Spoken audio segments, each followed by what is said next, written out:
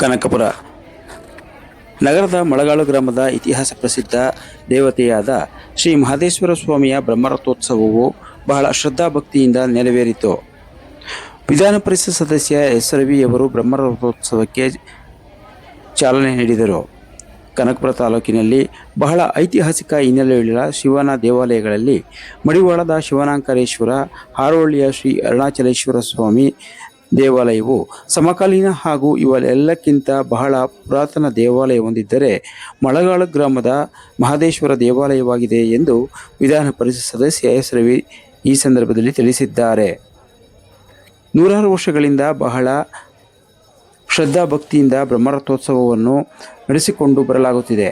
ಹುಣ್ಣಿಮೆಯ ದಿನ ಬಹಳ ಪವಿತ್ರವಾದ ಶ್ರೇಷ್ಠವಾದ ದಿನವಾಗಿದ್ದು, ಮಳಗಾಳು ಗ್ರಾಮವಲ್ಲದೆ ಚೀರ್ಣಕುಪ್ಪೆ, ದ್ಯಾಪೇಗೌಡನದೊಡ್ಡಿ, ಜವನಂದೊಡ್ಡಿ ಸುತ್ತಮುತ್ತಲಿನ ಗ್ರಾಮದ ಭಕ್ತಾದಿಗಳ ಜೊತೆಗೆ ಕನಕಪುರ ತ್ರಿಮತಸ್ಥ ಬ್ರಾಹ್ಮಣ ಸಂಘದ ಎಲ್ಲ ಪದಾಧಿಕಾರಿಗಳು, ತಾಲೂಕಿನ ಭಕ್ತಾದಿಗಳು ಸೇರಿರುವುದು ನಿಜಕ್ಕೂ ಮಹದೇಶ್ವರ ಸ್ವಾಮಿಯ ಭಕ್ತಿಯ ಮಹಿಮೆಯನ್ನು ತೋರಿಸುತ್ತದೆ ಎಂದು ಹೇಳಿದರು.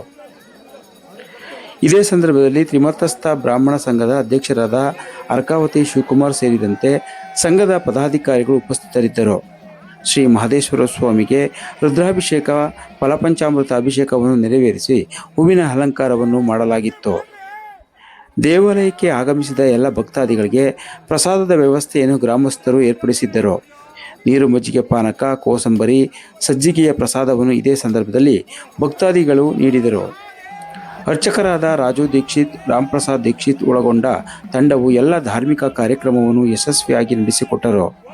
ಮಾಜಿ ನಗರಸಭಾ ಸದಸ್ಯರು ಹಾಗೂ ವಿಶ್ವೇಶ್ವರಯ್ಯ ಕ್ರೆಡಿಟ್ ಕೋಆಪರೇಟಿವ್ ಸೊಸೈಟಿ ಅಧ್ಯಕ್ಷರಾದ ಜಯರಾಮ್, ನಗರಸಭಾ ಸದಸ್ಯರಾದ ಕಾಂತರಾಜ್, ಗ್ರಾಮದ ಮುಖಂಡರಾದ ಸಂಪತ್ ಒಳಗೊಂಡಂತೆ ಅನೇಕ ಗ್ರಾಮಸ್ಥರು ಈ ಸಂದರ್ಭದಲ್ಲಿ ಊರಿನ ಯಜಮಾನರು ಪಾಲ್ಗೊಂಡಿದ್ದರು.